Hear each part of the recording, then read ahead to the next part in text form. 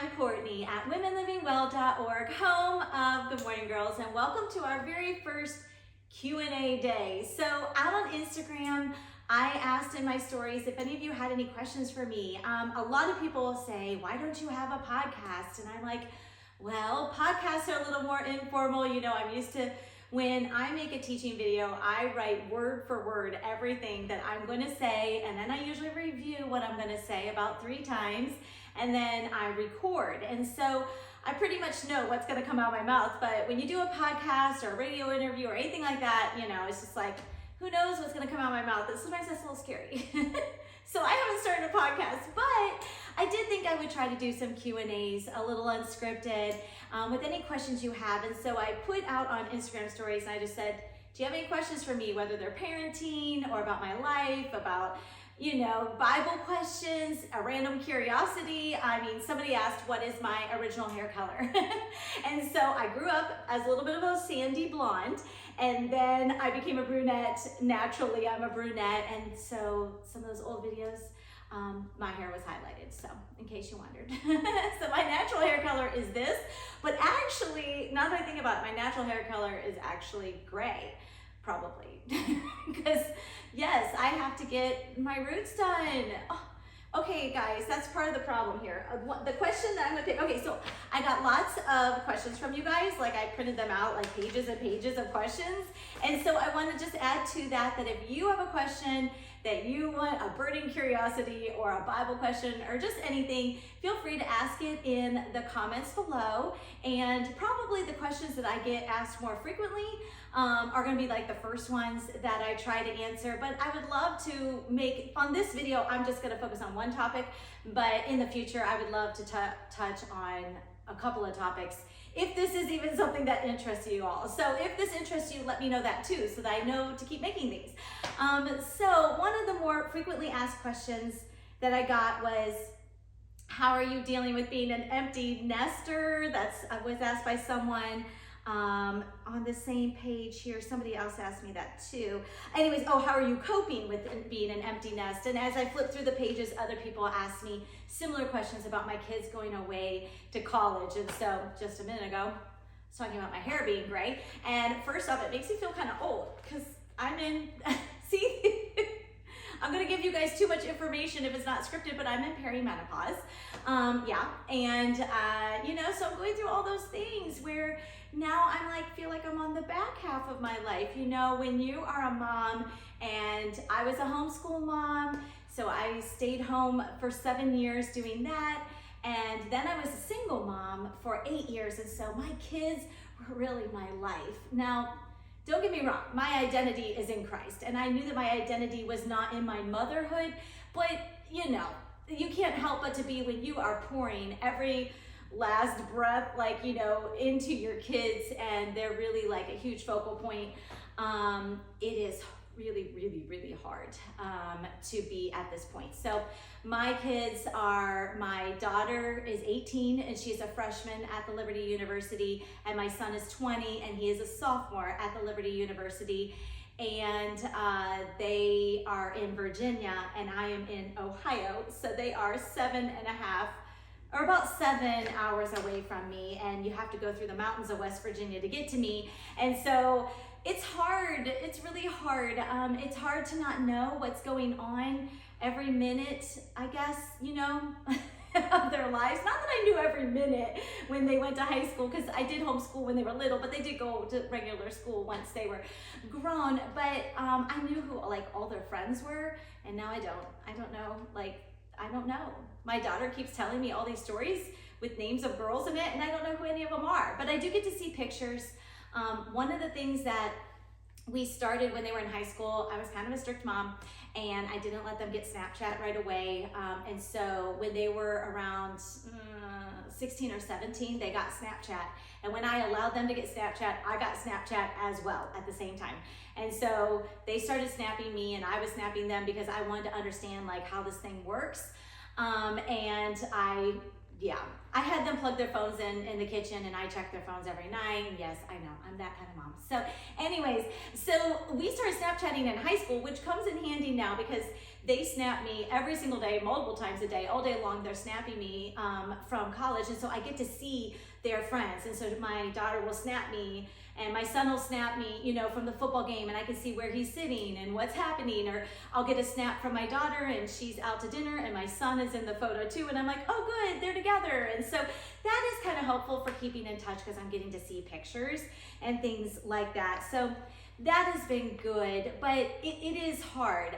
My son, when his second week of college last year, he called me like in crisis, and he's like, Mom, someone stole my backpack and my laptop was in it. And I'm like, oh no. I mean, normally in life, I would be the person that would be like helping him solve that problem. And if he didn't get his backpack back, we would go buy another computer. I'd help him set it up, you know, like I'd be there right with him. But it was like, okay, he doesn't have a car there. You're gonna have to figure it out. Like, you're gonna have to get a ride to Best Buy. You're gonna have to buy a computer, and I'm not paying for it. And you're gonna have to set it up. And oh no. So I was like, what? Where did you leave your backpack? How did it get stolen? You know?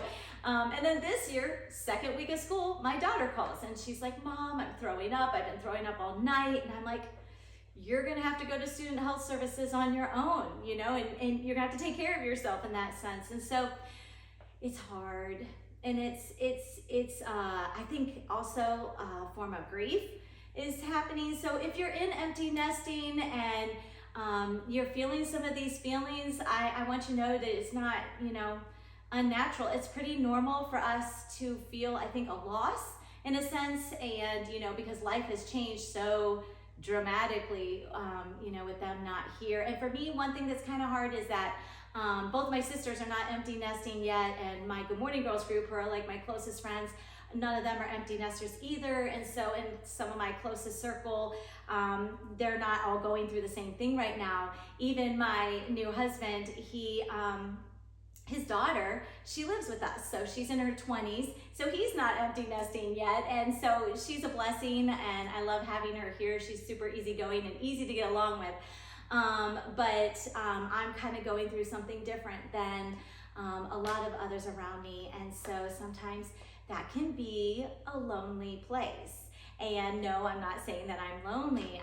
I'm okay. But you know, you feel those moments where you go through those hard things and you feel like other people aren't in the same place or might not understand. But I always know, as you know, that Christ is with me and that I am not alone. And so I want to share a verse with you because I mentioned about aging, because that's one of the things that I feel like comes along with this, is that I'm like, now I feel old because my kids are grown. And so in Isaiah 46, verse 4, God says, even to your old age I am he, and to gray hairs I will carry you.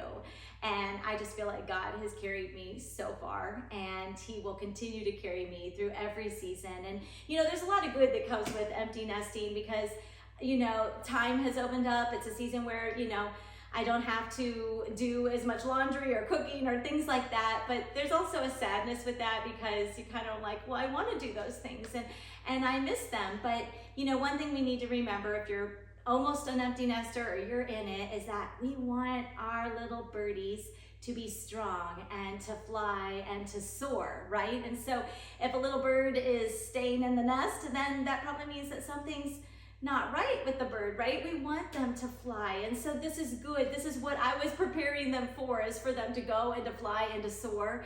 And it's not like they don't need me anymore. Like, I'm still a mom. They still need me. They still call me regularly, you know, and especially when they're in crisis, they still need a mom. And you know, when I became a single mom, and I've shared this before, someone had said to me, as long as there's one stable parent in the home, that, you know, your children are gonna be okay. They're like, you be that stable parent, you be strong for them, okay? Like, they need you right now. And I was like, okay, I need to be strong for the sake of my children. And I kind of feel that that still applies. Like, my children need to know that they can be gone and I'm okay, that I'm taking care of myself, that I'm being taken care of, that, you know, I still have a life and I'm living life to the fullest and I have peace. and I have joy. And so they don't have to worry about me back home, like, oh, do I need to go home and be with mom and take care of her? I want them to feel free to go and do what they need to do, what God has called them to be.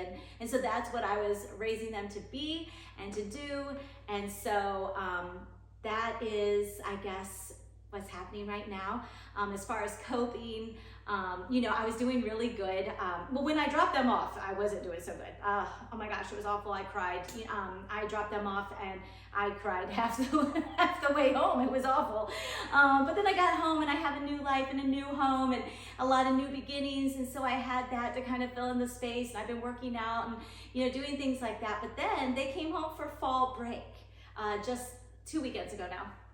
And they were home for 3 days, and I have to be honest, having them back home made it even harder when they left, because suddenly I realized what I was missing again. And it's like I got a taste of that, we all talk so much, and Lexi and I had a moment where we talked all morning long. It had been 3 hours, and I was like, oh, I got a headache, I need to take a Tylenol. And she's like, me too, I have a headache too. And I'm like, I think we gave each other headaches just talking. We had so much catching up to do. We were just like, da, da, da, da, da, da.